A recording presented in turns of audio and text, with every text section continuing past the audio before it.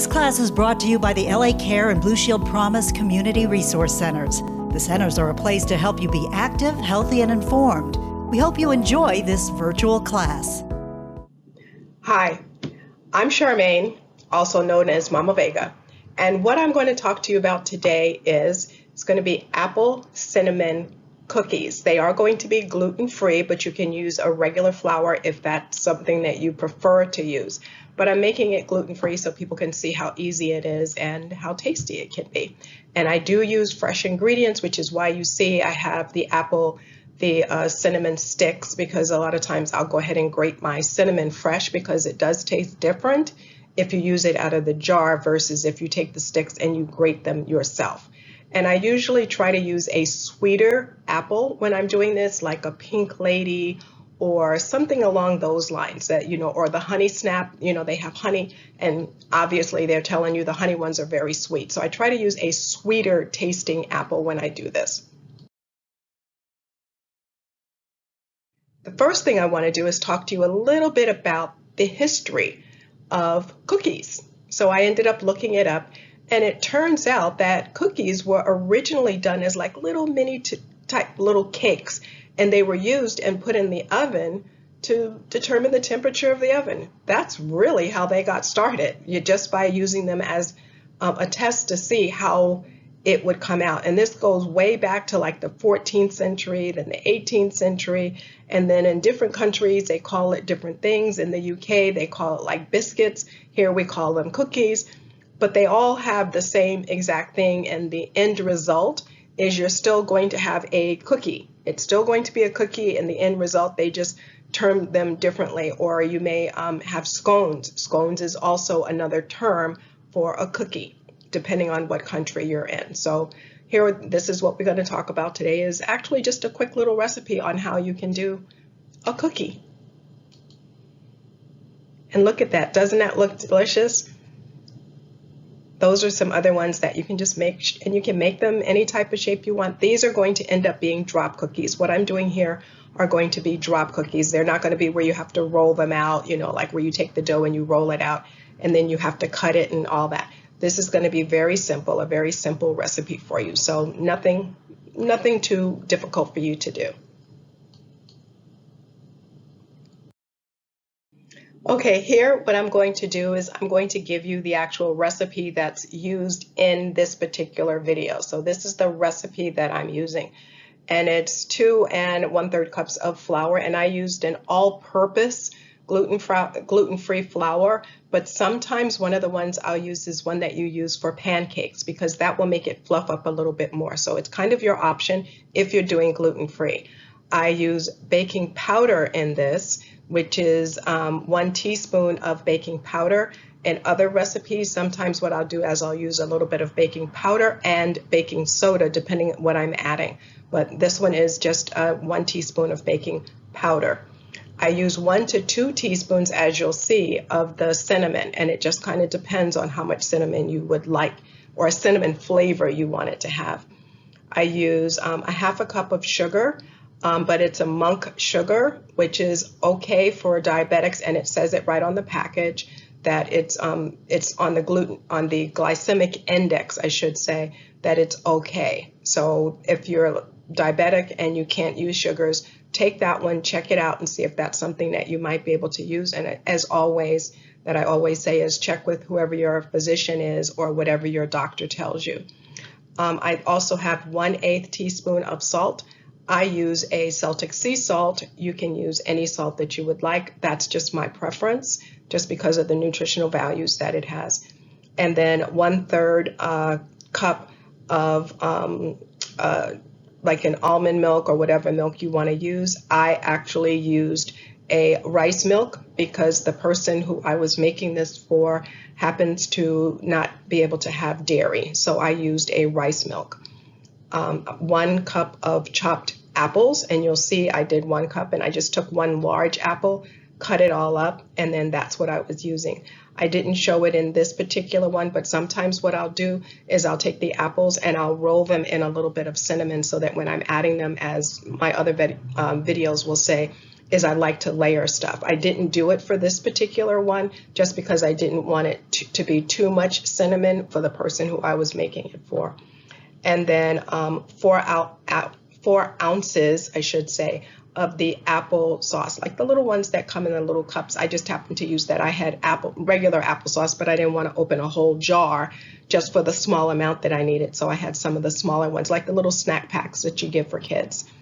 And then 2 teaspoons of vanilla extract. And what I use there is with the vanilla extract, mine happens to be one that does not have any alcohol in it. It was non-alcoholic. And you're going to bake them for approximately 10 minutes at 350 degrees, depending on your oven. But if your oven needs more time, give it more time until they have like a golden brown to them. Okay, so here we go.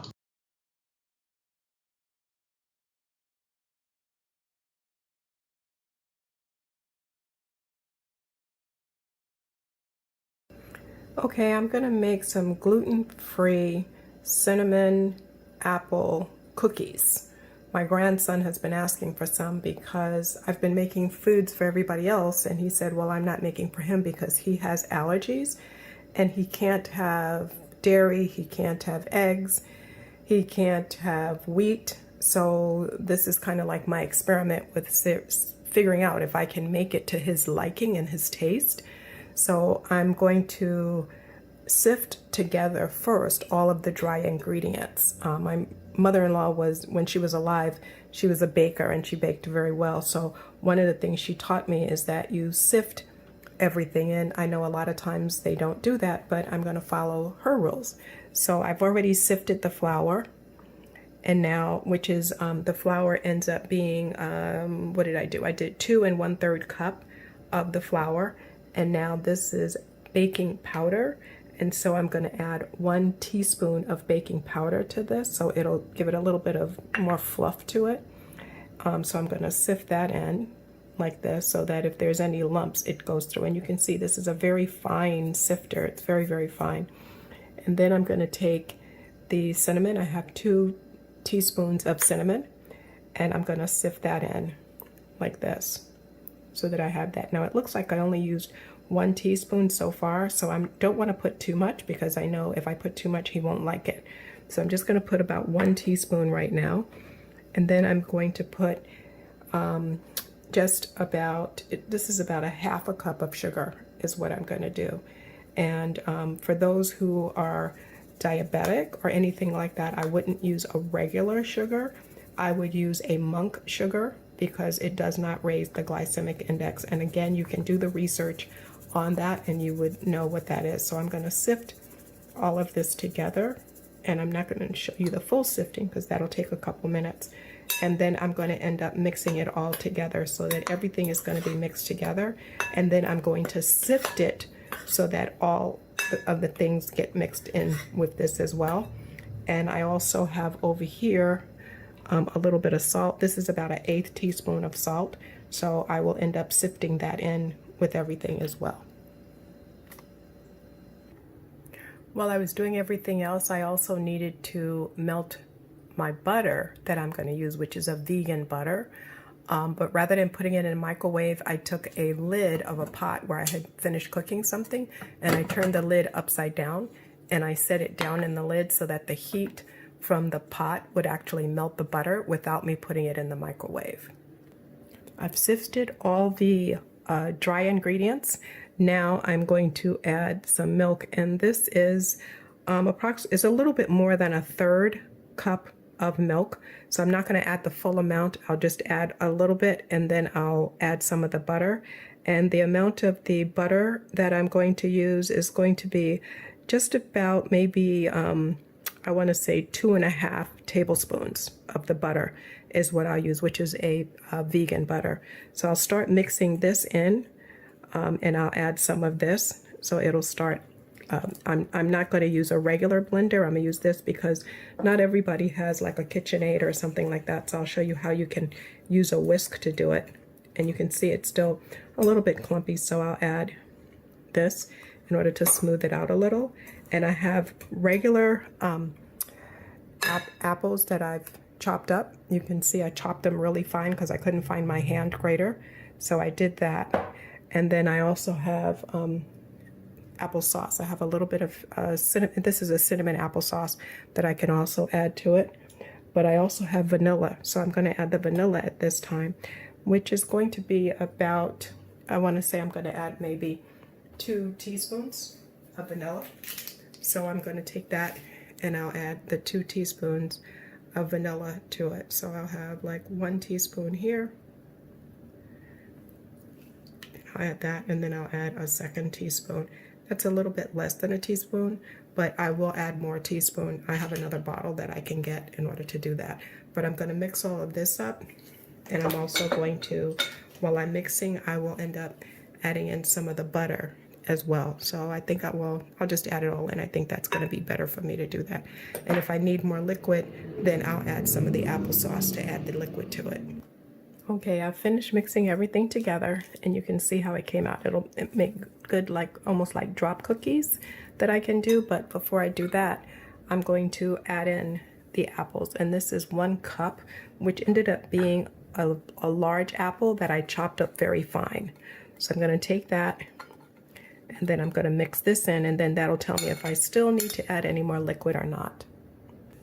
Okay, I'm going to use an old coffee measuring cup, which is what this is, but this is a little bit larger one. And I'm going to use a plastic spoon because it can get down in there. So I'm going to take this, and then what I'll do is once it's filled up, I will scoop it out like this. I'll go around and then scoop it out and drop it down. And that way I can end up with like little mounds that are almost all about the same measurement. Rather than me trying to guess it, I can do this, and it's going to be easier for me to take it out of the measuring cup by using these 2 little instruments here that I just made up to use.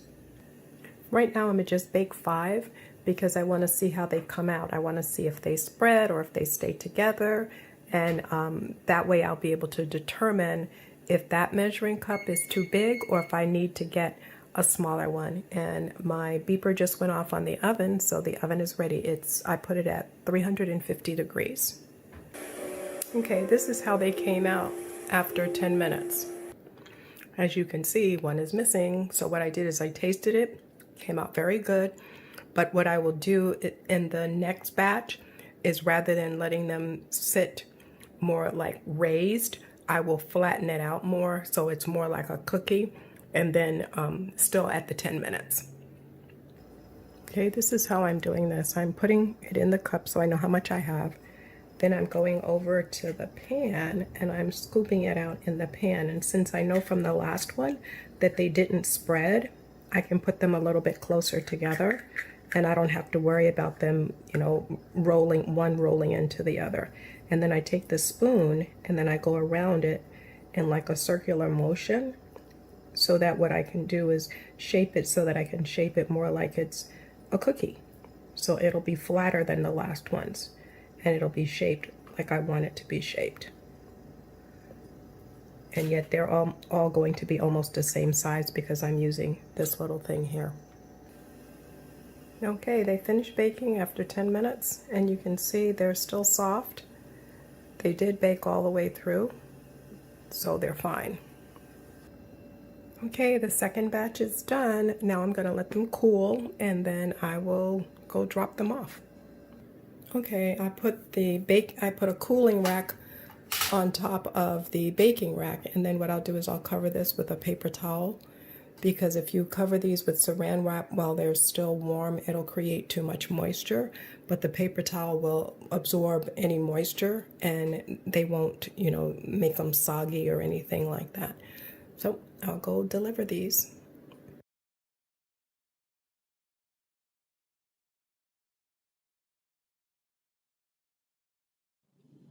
And here's, at the very end, I made some additional ones, and you can see how they came out. They were actually flatter. I did sprinkle a little bit more cinnamon on. I did do a little bit, very little, of the granulated monk sugar, but it was very little. I did very little of that, and I made some of the other batches where they were way flatter. I made them flatter so they would come out more like where it would look like a cookie, as opposed to being more like a scone or something along those lines, or a biscuit. I did it so it would be what they would recognize as a cookie, what we term a cookie, the shape of what we would term a cookie as being.